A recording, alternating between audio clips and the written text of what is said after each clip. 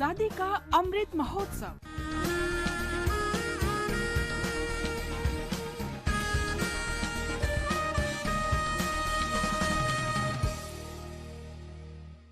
Azadi ka Safar with AIR News. India's glorious fight for freedom is one of the greatest struggles the modern world has ever witnessed. AIR News brings you a glimpse of the valiant struggle every day. 29th October is the death anniversary of the great freedom fighter and social activist Kamaladevi Chattopadhyay. She passed away in 1988 in Mumbai at the age of 85. Greatly inspired by Gandhian ideals and the concept of non-violence, Kamaladevi joined the Gandhian organization Seva Dal after her return from England, where she studied at the University of London and received a diploma in Sociology. She enrolled herself in the nationalist struggle as a member of the Congress Party. Kamaladevi was charged with the violation of the salt laws and was sentenced to a prison term. She captured the nation's attention when, in a scuffle over the Congress flag, she clung to it tenaciously. Kamaladevi became the president of the All India Women's Conference in 1936.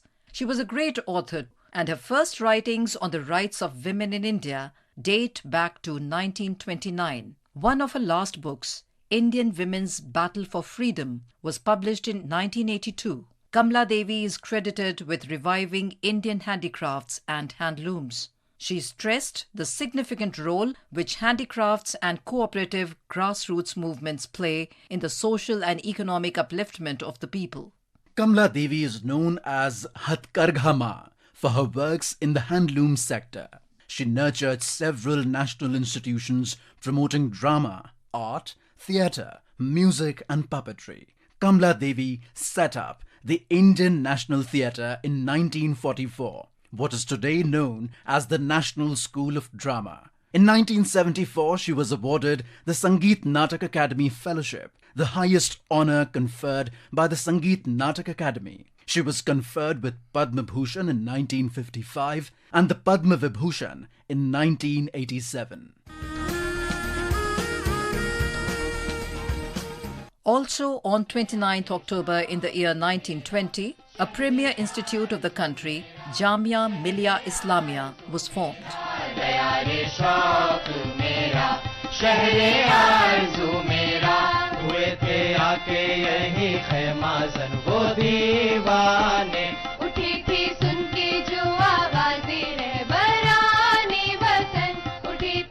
Responding to Gandhiji's call to boycott all educational institutions supported or run by the colonial regime, a group of nationalist teachers and students quit Aligarh Muslim University, protesting against its pro-British inclinations, and laid the foundation of Jamia Institute. The prominent members of this movement were Maulana Mahmud Hassan, Maulana Muhammad Ali, Hakim Ajmal Khan, Dr. Mukhtar Ahmad Ansari, and Abdul Majid Khwaja.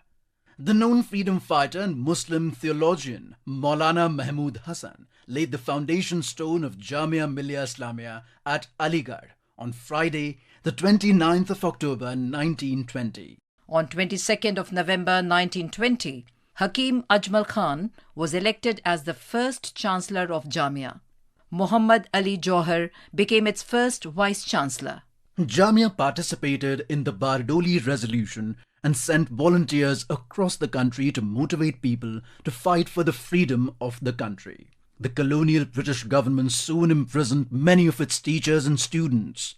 In 1922, Gandhiji called off the non-cooperation movement, and Mustafa Kemal Ataturk declared the end of the Khilafat in 1924. Suddenly, Jamia saw itself in a great crisis.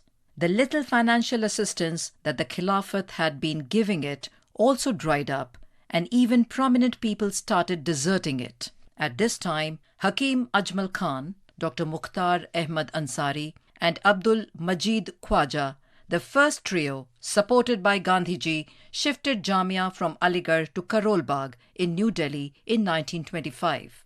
Gandhiji boosted the morale of Jamia, saying, "The Jamia has to run. If you are worried about its finances, I will go about with a begging bowl. On 1st of March 1935, the foundation stone for a school building was laid at Okhla, a village in the southern outskirts of Delhi. In 1936, all institutions of Jamia were shifted to the new campus. In 1988, by a special act of the Parliament, Jamia Millia Islamia was made a central university. That brings us to the end of this episode of Azadi Ka Safar with AIR News. See you in the next episode tomorrow.